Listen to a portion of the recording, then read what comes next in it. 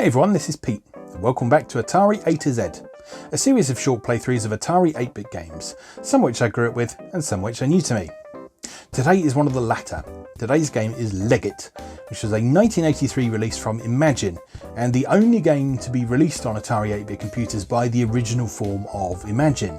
This was before they had all their problems with like their super games and that sort of thing, which is well documented elsewhere on the internet, and before Ocean Software bought the Imagine name to use for other purposes. So this was actually original old school Imagine releasing something for the Atari 8-bit, and that was the only time that happened. So this version of the game was developed by Roy Gibson. The game was actually originally released on ZX Spectrum under a different name. It was called Jumping Jack on that platform, but when it was re-released for other platforms, including Atari 8-bit and Dragon 32, if anyone remembers that, it was renamed to Leggit. So initially, marketing for it said Jumping Jack, now help him Leggit, and then sort of from a later period it just became known as Leggit by itself. This is one of several games of this type that were released around the time. It's quite a simple take on the platform game. It's a really irritating take on the platform game, to be perfectly honest. It often feels like it's quite unfair.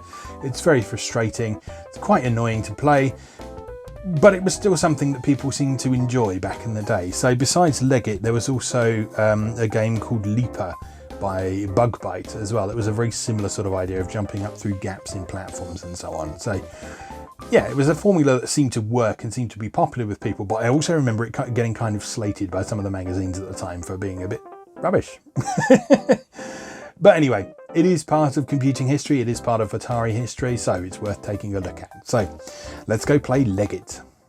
Okay, here we are with Leggit, a game which I always thought was kind of rubbish, and a lot of magazines back in the day did as well. But as I said in the intro, this is part of computing history in a weird sort of way, because there were quite a few games like this around at the time. I'm not entirely sure why they were fashionable. Maybe they were quite easy to program or something like that.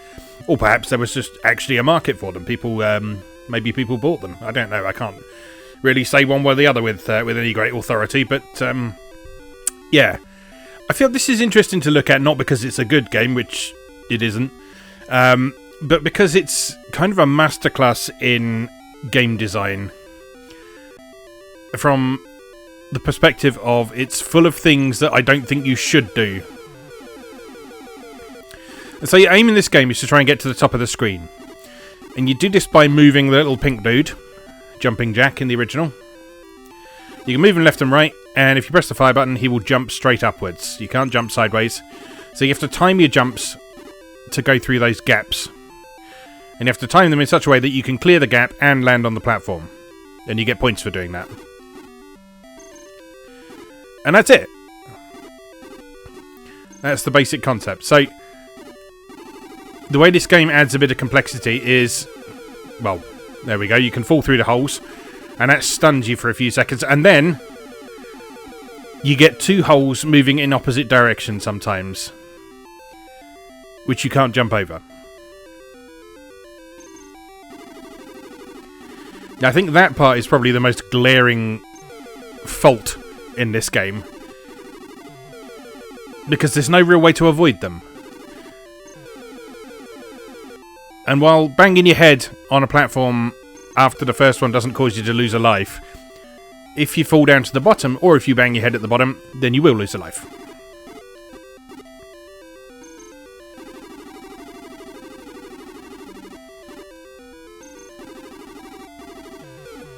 You see, that's just ridiculous. There was no way I could have run off the side of the screen to avoid that platform there. Or avoid that hole, rather. But anyway, let's have another go. I've never cleared a level in this. Ever.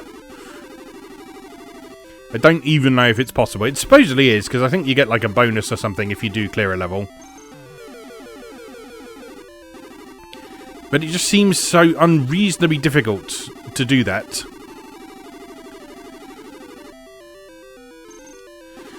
And like I say, I wouldn't mind that so much if it was just based on pure skill, but there's a lot of luck in this as well.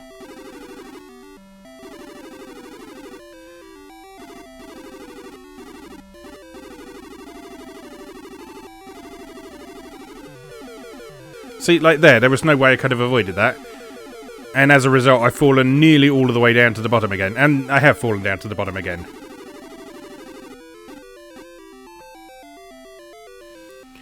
So I've got a whopping 25 points as a result. I feel the number of leading zeros on that score value is a little bit optimistic.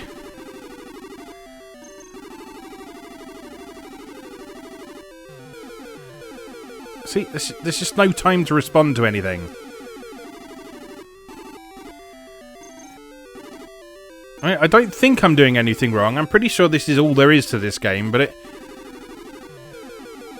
Just that aspect of things just seems so... frustratingly designed.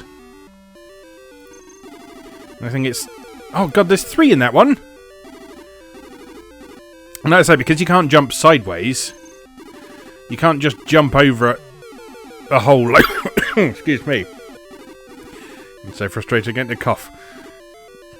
Yeah, you can't just jump over a hole like you would in like a Mario game or something like that.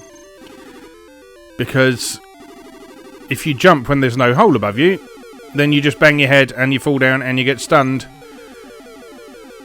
And then you can't do anything. And then you fall all the way down to the bottom and lose your last life, and that's it. I'll turn the music off. I think you'll all thank me for that. Right, let's try again.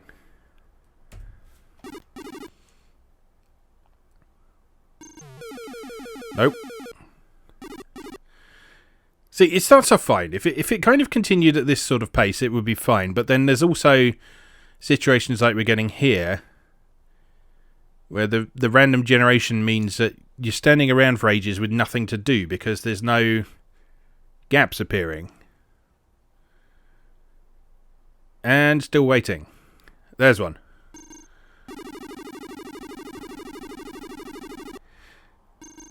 See, it just feels like a game where all of the... Oh, shit. It feels like a game where all of the base mechanics were put in there, but then either it wasn't play tested or it wasn't balanced properly. So much of it is dependent on random chance. It just makes it difficult to engage with. It makes it difficult to enjoy. Because conceptually, it's solid. I mean, we've seen subsequent games like this be big successes. I mean, what we're doing here is we're basically playing something like Doodle Jump, which, if you're around for the dawn of the smartphone era, I think it's declined in popularity somewhat now. But if you were around for the beginning of the smartphone era, that game was a huge hit.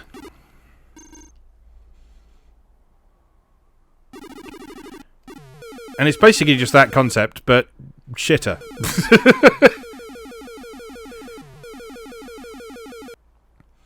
See, all the way back down to the bottom.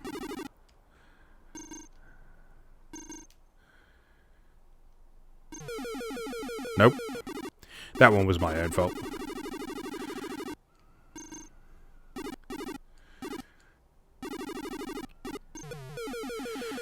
I will say the controls are quite nice and responsive.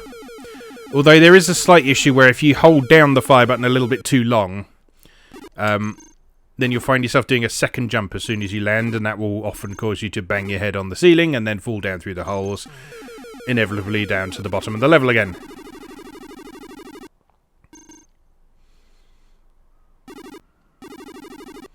No!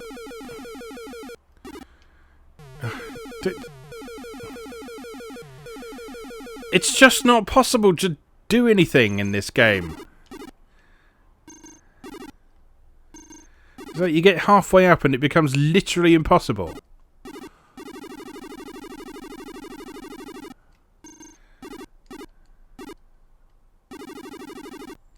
See, what are you supposed to do there? Or there? Or here? I've got 105 points though, that's probably my best score so far. And then run away from that one. And then hop. And then hop. And run. Nope.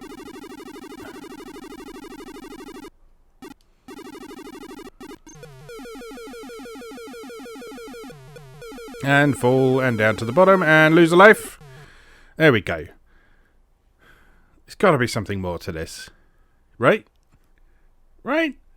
So one more go.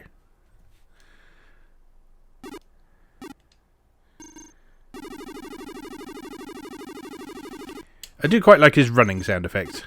I don't know why, because it's quite annoying. But it feels like it fits the character quite nicely. I always feel like he looks a bit like a jelly baby, and that sound kind of makes me think that's what a jelly baby would sound like running along. I don't know, I'm getting into one of those awful game deliriums, I think. No! No!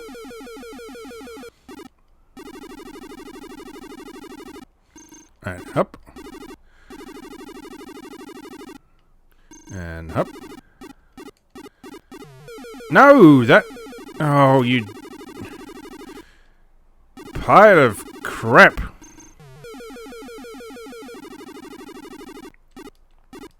See, the other thing is that the scoring isn't particularly well implemented either. So here... I've got much higher than I've ever gotten before, but I've still only got 40 points. You actually get more points from just kind of bouncing up and down between two low floors than you do from actually getting to the top. Presumably you get a big bonus if you do actually ever reach the top, if indeed that is possible at all, which with every lost life I feel like it is significantly less likely. Oh!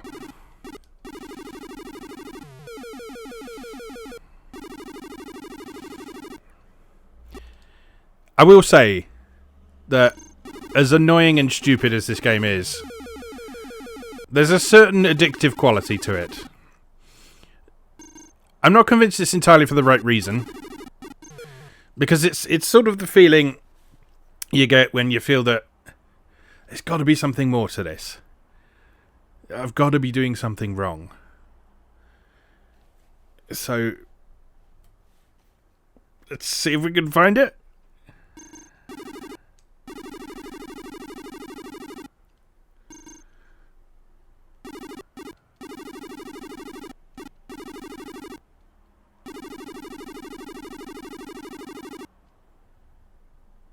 Right. 10 points. 15 points. Wonderful work by the jelly pink one. And hop. And hop. And hop. No. No! Oh. See, you just get into a cycle where you just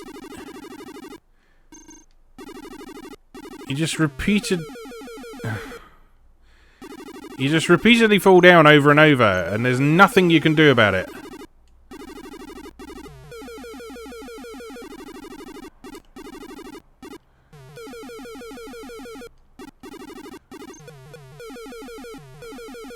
See, like, again, I got further than I've ever been before in this game, and I've still only got 40 points.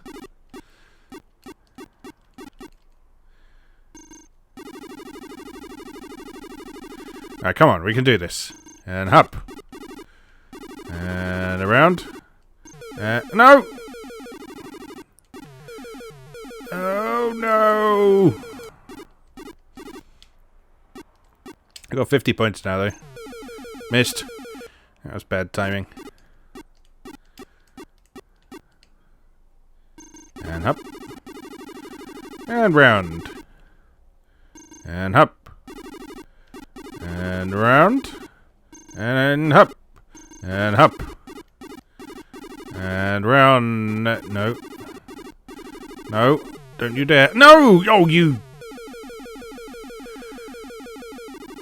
colossal pile of toss.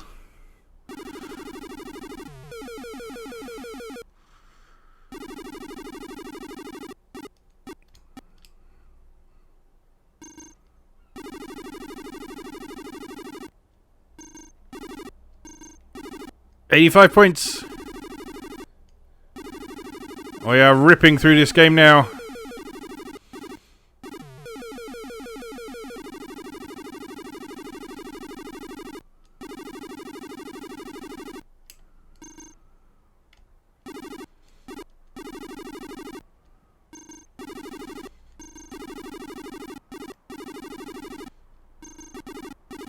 Oh, hello. That was a cheeky little jump through a double gap. That was not. No! Ah!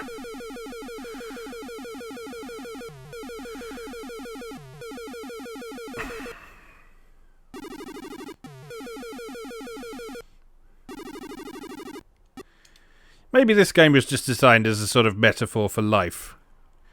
You know, that thing that people say where when one thing goes wrong, you just get a string of other shitty things happening as well.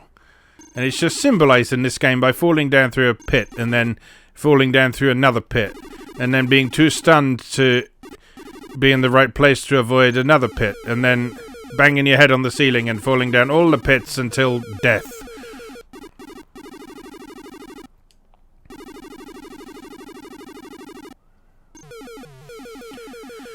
Oh, God.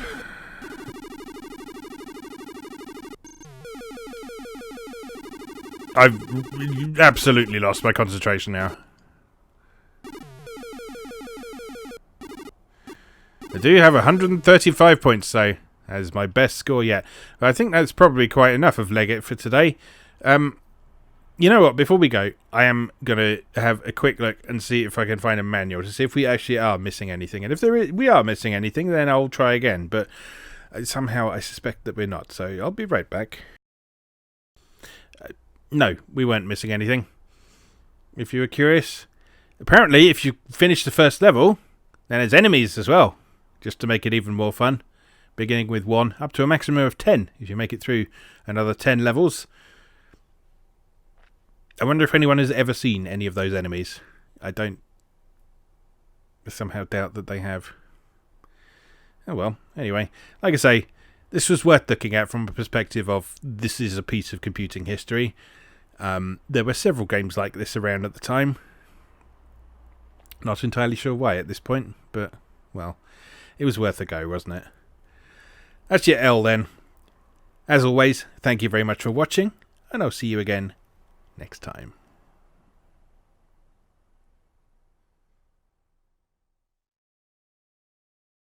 Thanks for watching. If you enjoyed this video, please help out the channel by leaving a like or a comment and subscribing. New episodes of Atari A to Z are on Tuesdays and Atari ST A to Z on Thursdays. Check out atariatoz.wordpress.com for a full archive. Do please also check out my other projects moegamer.net, where I explore Japanese and Japanese-inspired games from yesterday and today, and videopackgames.wordpress.com, which aims to catalogue a small but well-formed library of the Philips G7000 Videopack computer, also known as the Magnavox Odyssey 2. You can also support my work on Patreon or buy me a coffee. You can find links to do both down in the video description. Thanks again, and I'll see you next time.